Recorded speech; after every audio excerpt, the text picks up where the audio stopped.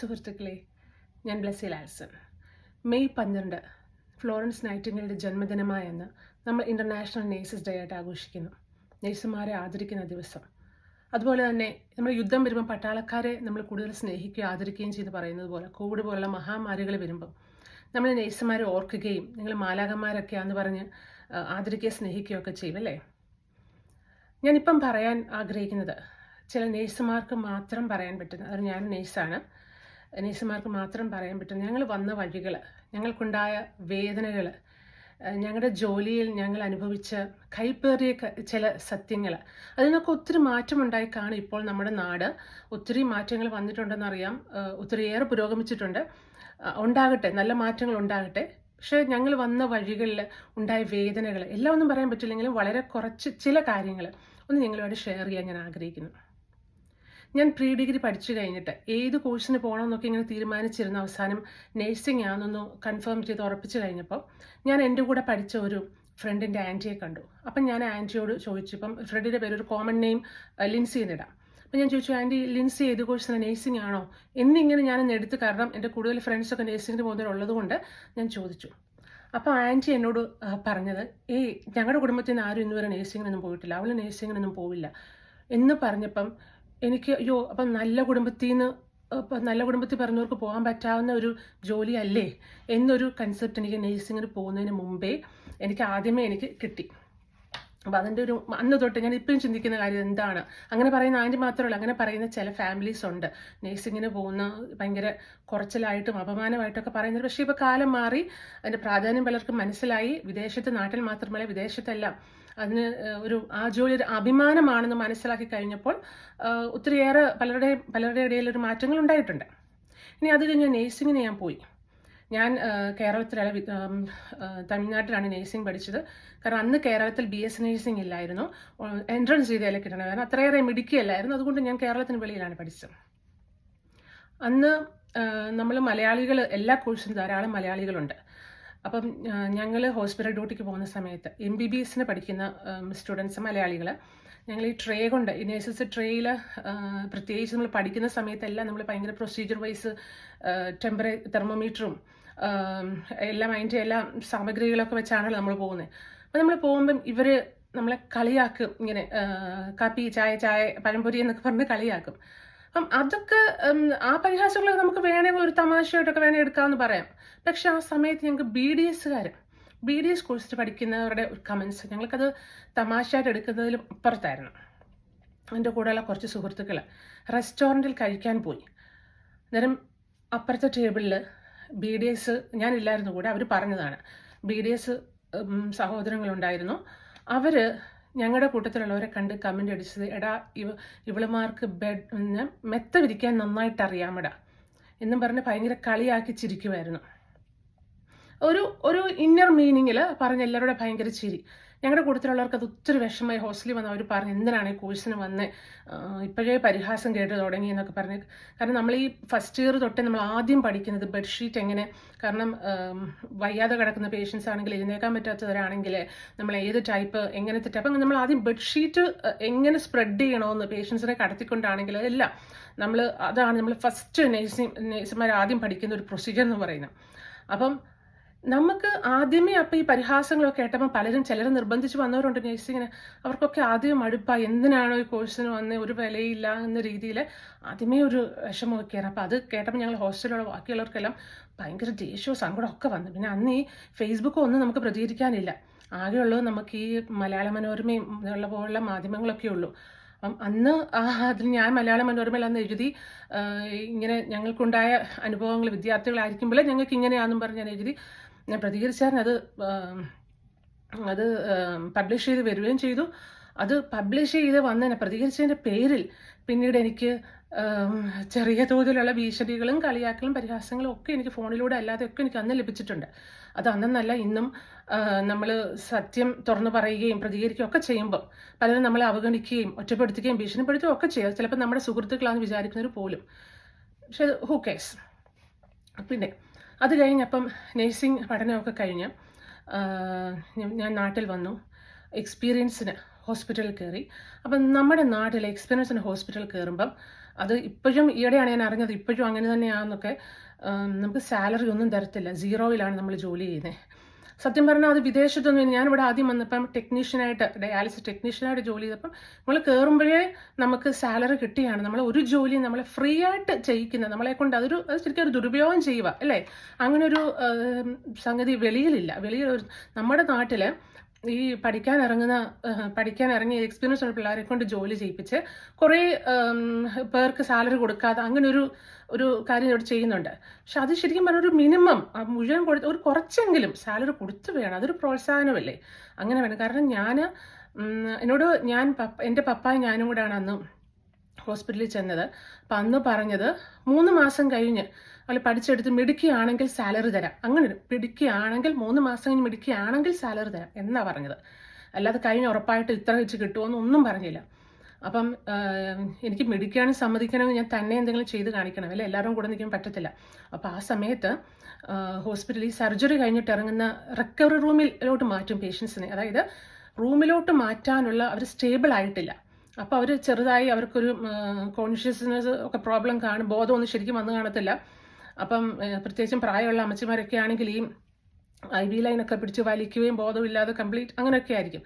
അപ്പം അങ്ങനെ ആരും ഒരു നൈറ്റ് ചെയ്യാൻ ആരും ഇല്ലാതെ വന്നപ്പോൾ ഞാൻ ചെയ്യാമെന്നും പറഞ്ഞ് മുൻപോട്ട് വന്ന്, അപ്പം ഞാൻ വിചാരിച്ചു അങ്ങനെ ചെയ്യുമ്പോൾ ഞാൻ തന്നെ അങ്ങ് പഠിക്കുമല്ലോ എന്ന് വിചാരിച്ച് ഞാൻ മുൻപോട്ട് വന്ന് ഞാൻ റിക്കവറി റൂമിൽ, അതായത് പേഷ്യൻസിൽ സർജറി കഴിഞ്ഞ് ഇറങ്ങുന്ന പേഷ്യൻസിൽ കംപ്ലീറ്റ് സ്റ്റേബിൾ ആകാത്ത റൂമിലോട്ട് മാറ്റുന്നതിന് മുന്നേ, ഷിഫ്റ്റിൽ ചെയ്യുന്നതിന് മുമ്പ് നൈറ്റ് ഞാൻ തന്നെ ചെയ്ത് ഈ പേഷ്യൻസിനെയൊക്കെ നോക്കി രാവിലെ റൂമിലോട്ട് ഷിഫ്റ്റും ചെയ്തിട്ട് കഴിഞ്ഞും ഞാൻ മെഡിക്കുകയാണെന്ന് സമ്മതിക്കാനുള്ള ബുദ്ധിമുട്ട് ഞാൻ അവിടെ കണ്ടു. കാരണം സമ്മതിച്ചാൽ സാലറി തരണമല്ലോ.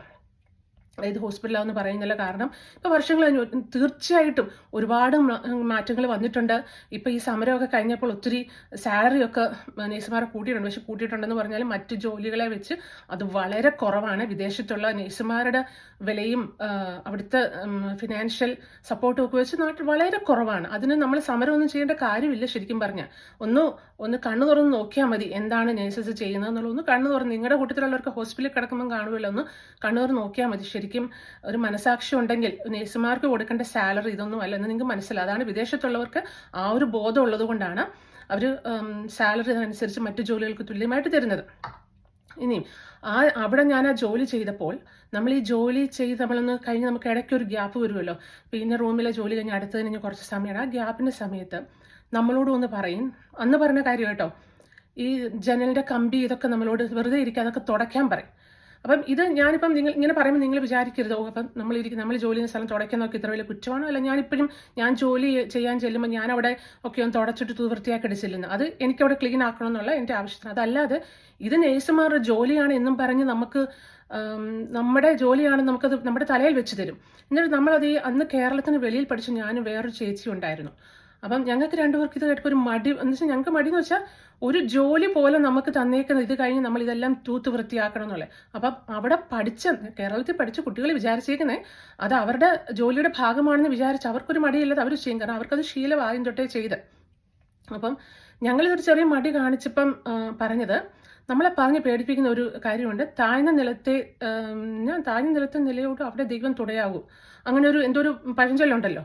അങ്ങനെ പറഞ്ഞാണ് ഞങ്ങളെ സത്യം പറഞ്ഞാന്ന് പേടിപ്പിച്ചത്. അപ്പം നമുക്ക് ദൈവാനുഗ്രഹം കിട്ടത്തില്ലേ എന്നൊക്കെ പേടിച്ച് നമ്മൾ ആ സമയത്തൊക്കെ നമ്മളും കൂടെ അങ്ങ് ചെയ്യും. പക്ഷേ ഈ ഒരു പഴഞ്ചൊല്ല് ബാധകമാകുന്നത് നേഴ്സുമാർക്ക് മാത്രമേ ഉള്ളൂ കേട്ടോ. അവിടെ വേറെ ജോലി ചെയ്യുന്ന, അവിടെ ഇടയ്ക്ക് വരുന്ന ഡോക്ടേഴ്സ് ചുമ്മാ ഇരിക്കുമ്പോഴോ അല്ലെങ്കിൽ ഫിസിയോതെറാപ്പിസ്റ്റോ അവർക്ക് ആർക്കും ബാധകമല്ലാത്തൊരു പഴഞ്ചൊല്ല്. ഇത് നേഴ്സുമാർക്ക് മാത്രം ബാധകമാവുന്നൊരു പഴഞ്ചൊല്ലാണിത്. ഇതൊക്കെ കഴിഞ്ഞ് ഞാൻ അവിടുത്തെ വേസ്റ്റുകൾ താഴെ ഒരു കുഴിയിൽ, പേടിയായിരുന്നു തന്നെ അവിടെ പോകാൻ, കുഴിയിൽ കൊണ്ട് കളഞ്ഞ് ഇതെല്ലാ ജോലികളും ചെയ്തിട്ടും നമുക്ക് സാലറി തരാൻ, അതായത് അവിടെ ക്ലീനേഴ്സ് ചെയ്യുന്ന പല ജോലികളും നേഴ്സസിനെ കൊണ്ടായിരുന്നു അന്ന് ചെയ്യിപ്പിച്ചത്. ഇപ്പം മാറ്റം ഉണ്ടായി കാണും, ഇപ്പോഴത്തെ കാര്യമല്ല പറയുന്നത്, ഇപ്പം എന്താണെന്ന് ഇപ്പം ജോലി ചെയ്യുന്നവർക്ക് അറിയത്തുള്ളൂ. അപ്പം അന്ന് അതൊക്കെ ചെയ്തിട്ടും സാലറി തരാനുള്ള ഒരു ബുദ്ധിമുട്ട് അവിടെ കണ്ടപ്പം ഞാനിതെൻ്റെ പപ്പായോട് ഷെയർ ചെയ്തു. പപ്പായ പറഞ്ഞു, നീ ഇതൊക്കെയാണ് ഇവിടെ ചെയ്യുന്നത്, വേണ്ട ഇറങ്ങിക്കോ എന്ന് പറഞ്ഞു. അങ്ങനെ ഞാൻ അവിടെ നിന്ന് ഇറങ്ങുമായിരുന്നു. ഈ തിരിച്ച് വീട്ടിലോട്ട് പോകുന്ന ഒരു പപ്പയനോട് പറഞ്ഞു, നിനക്കവിടെ എക്സ്പീരിയൻസ് സർട്ടിഫിക്കറ്റ് നിനക്ക് അവിടെ നിന്നില്ലെങ്കിലും നിൻ്റെ ജീവിതത്തിലെ ഒരു എക്സ്പീരിയൻസ് ആണ്. കാരണം തീയിൽ കുരുത്തത് വെയിലത്ത് വാടില്ല, ഇത് നിനക്കൊരു എക്സ്പീരിയൻസ് തന്നെയായിരിക്കും എന്ന് പപ്പ പറഞ്ഞു. ശരിയായിരുന്നു. കാരണം അത്രയും ഒരു വിലയില്ലായ്മ എനിക്ക് ജീവിതത്തിൽ പിന്നെ ഒരിടത്തും തോന്നിയിട്ടില്ല. കാരണം വേറെ പല ഹോസ്പിറ്റലുകളിലും കേരളത്തിലും തമിഴ്നാട്ടിലും ഒക്കെ ഞാൻ ജോലി ചെയ്തിട്ടുണ്ട്. പക്ഷെ എനിക്ക് ഇത്രയും വിലയില്ലായ്മ എനിക്ക് തോന്നിയിട്ടില്ല. എനിക്ക് ഇതിലും ഒരു മെച്ചമായിട്ടാണ് ബാക്കിയെല്ലാം എനിക്ക് ഫീൽ ചെയ്തിട്ടുള്ളത്. ഇനി ഇത് കഴിഞ്ഞിട്ട് നമ്മൾ ഈ പിന്നെ ഹോസ്പിറ്റലുകൾ നാട്ടിലുള്ള എല്ലാം ഇങ്ങനെയൊന്നും പറയുന്നില്ല. നല്ല നല്ല എക്സ്പീരിയൻസും മോശം എക്സ്പീരിയൻസും ഒക്കെ എനിക്ക് നല്ലതും ചീത്തയും എല്ലാം ഉണ്ടായിട്ടുണ്ട്. പക്ഷെ സാലറിയുടെ കാര്യത്തിലും നഴ്സുമാരുടെ ജോലിയുടെ കാര്യങ്ങളിലും ഒക്കെ ഏറെക്കുറെ നമ്മുടെ കേരളത്തിലൊക്കെ ഒരുപോലെ ആയിരുന്നു അന്ന്. പിന്നെ ഇത് കഴിഞ്ഞിട്ട് വിവാഹാലോചന വന്ന സമയം എൻ്റെ 23 വയസ്സിലാണെന്നാണ് എൻ്റെ ഓർമ്മ. എനിക്ക് എറണാകുളത്ത് നിന്നൊരു ചെറുക്കൻ എന്നെ കാണാൻ വരുന്നുണ്ടെന്ന് പറഞ്ഞു. അപ്പം ആ സമയത്ത് എനിക്ക് ഫോണിലൂടെ വരുന്നതിന് മുമ്പ് എന്നോട് സംസാരിക്കണമെന്ന് പറഞ്ഞു. അപ്പോൾ ഒരു 23 വയസ്സുള്ളൊരു പെണ്ണിന് ഒരു പുരുഷൻ സംസാരിക്കണമെന്ന് പറയുമ്പോൾ ഉണ്ടാകുന്ന ഒരു ജാള്യതയോടൊക്കെ ഞാൻ ഫോൺ എടുത്ത് കുറച്ചും കൂടെ ഒരു അണ്ടർസ്റ്റാൻഡിങ് ചെയ്യാനായിരിക്കും എന്നൊക്കെ വിചാരിച്ച് ഞാൻ ഫോൺ എടുത്തപ്പം എന്നോട് ആദ്യം ചോദിച്ചത് ഇംഗ്ലീഷ് സംസാരിക്കാൻ അറിയാവോ എന്ന് ചോദിച്ചു. അപ്പം ഞാൻ പറഞ്ഞു ഞാൻ ഇംഗ്ലീഷ് മീഡിയത്തിലാണ് പഠിച്ചേ, അത്യാവശ്യം കുഴപ്പമില്ലാതെ സംസാരിക്കുക എന്ന് പറഞ്ഞു. അത് കഴിഞ്ഞു ചോദിച്ചത് IELTS പാസ്സാവുമല്ലോ അല്ലേ എന്നായി പറഞ്ഞു. അപ്പം എനിക്ക് മനസ്സിലായി. ഞാൻ പറഞ്ഞു ഉറപ്പുമില്ല, അങ്ങനെ ഉറപ്പായിട്ടൊന്നും പറയാൻ പറ്റത്തില്ലെന്ന് പറഞ്ഞു. ഡിം അതോടെ കാണാനും വന്നില്ല, തീർന്നത്. ഞാൻ അന്ന് ആ നേഴ്സിങ്ങിന് പഠിച്ചുകൊണ്ടിരുന്നപ്പോൾ മലയാള മനോരമയിൽ ഞാൻ അയച്ചു കൊടുത്താൽ ഒരു ലേഖനത്തിൻ്റെ ലാസ്റ്റ് ഞാൻ ഇങ്ങനെയായിരുന്നു നിർത്തിയത്. എന്തൊക്കെ പറഞ്ഞാലും മനോരമയിലെ വൈവാഹിക പങ്ക്തികൾ കാണുമ്പോൾ ഞങ്ങൾക്ക് സന്തോഷം തോന്നാറുണ്ട്. എനിക്കിത് കൃത്യമായിട്ട് ഓർമ്മയുണ്ട് കേട്ടോ.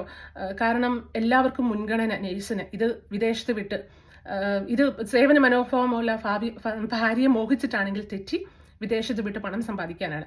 സത്യം പറഞ്ഞാൽ ആ ഒരു മെന്റാലിറ്റിയിലാണ് വിവാഹം അന്ന് കൂടുതൽ പേരും കാരണം ആലോചിച്ചിരുന്ന. അപ്പം ആ പുരുഷ എന്നെ വിളിച്ച ആ ഒരു ചെറുക്കനെ വിളിച്ച എല്ലാവരോടും ഇത് തന്നെ ആയിരിക്കുമല്ലോ ചോദിച്ചത്. അപ്പം പാസ്സാകും എന്ന് ഉറപ്പ് പറഞ്ഞ് ആരെങ്കിലും ആയിരിക്കുമല്ലോ കെട്ടിയത് അല്ലേ?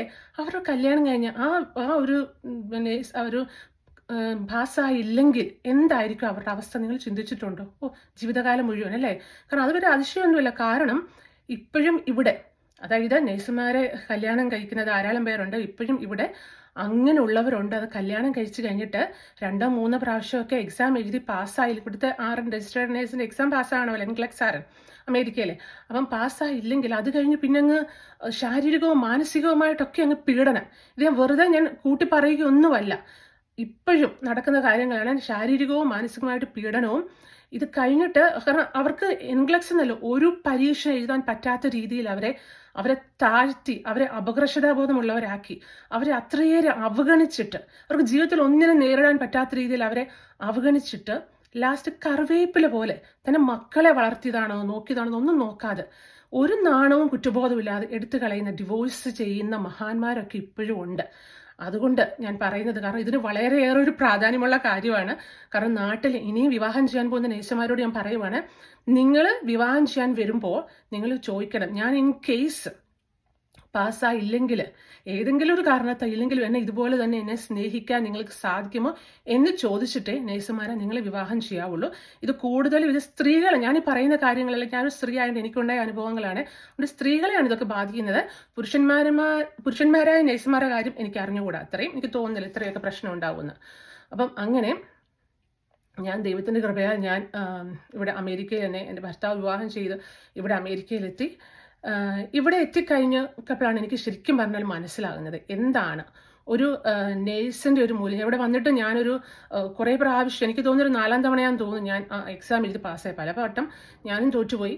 എൻ്റെ ഭർത്താവിൻ്റെ പ്രോത്സാഹനം കൊണ്ടാണ് ഞാൻ പാസ്സായത്. ഇവിടെ നമ്മൾ എക്സാം എഴുതി നമ്മൾ RN പാസ്സായി കഴിഞ്ഞ് നമുക്കിവിടെ ഉണ്ടാകുന്ന ഒരു വില, ഇവിടെ മാത്രമല്ല വിദേശത്ത് എല്ലായിടത്തും എനിക്ക് തോന്നുന്നു അങ്ങനെ തന്നെയാണ്. നാട്ടിൽ എന്താണോ നമ്മൾ കരുതിയിരുന്നത്, നമ്മുടെ ഒരു ഫിനാൻഷ്യൽ നമ്മുടെ സാലറി അവിടുത്തെ അത് വെച്ച് നോക്കുമ്പോൾ നമ്മളെ വിദ്യാസമ്പന്നരുടെ കൂട്ടത്തിലാണ് ഇവിടെ നമ്മുടെ സമൂഹം കാണുന്നത്. നാട്ടിൽ ഒത്തിരിയേറെ താഴെയാണ്.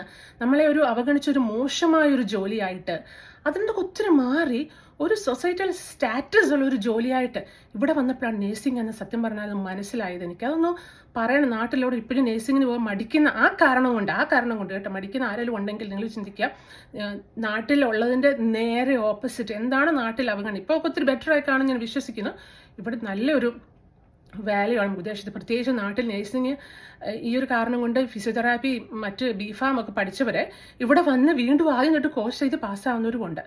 അപ്പം ഇതെല്ലാം കഴിഞ്ഞിട്ട് നമ്മൾ നേഴ്സസ് നമ്മുടെ സ്വന്തം കാലിൽ നിൽക്കുമ്പോൾ നമ്മുടെ തീരുമാനങ്ങളൊക്കെ നമ്മൾ പറയാൻ ധൈര്യം കാണിക്കുകയും നമ്മുടെ അഭിപ്രായങ്ങൾ പറയുകയും സത്യങ്ങൾ വിളിച്ച് പറയുകയൊക്കെ ചെയ്യുമ്പോൾ നമുക്ക് ഇപ്പോഴും ഇവിടുത്തെയും നാട്ടിലെയും ഒക്കെ ചിലർ നമ്മളെ നേഴ്സുമാരെ പറയുന്ന ഒരു കാര്യമുണ്ട്, ഇവളുമാർ നേഴ്സുമാർ കുറച്ച് അഹങ്കാരികളാണ് കേട്ടോ എന്ന്. കാരണം നമുക്കൊരു സ്പേസിൽ നമ്മൾ കണ്ടെത്തുകയും നമ്മളവിടെ സന്തോഷം കണ്ടെത്തുകയും ഒക്കെ നമ്മൾ ചെയ്യുമ്പോൾ നമ്മൾ കേൾക്കുന്ന ചില കാര്യങ്ങളാണ്. പക്ഷെ എന്തൊക്കെ പറഞ്ഞാലും ദൈവത്തിൻ്റെ മുമ്പിൽ ഞങ്ങൾ നേഴ്സുമാർ മാലാഖമാർ തന്നെയാണ്. എല്ലാ നേഴ്സസിനും എൻ്റെ നേഴ്സസ് ഡേ വിഷസ്.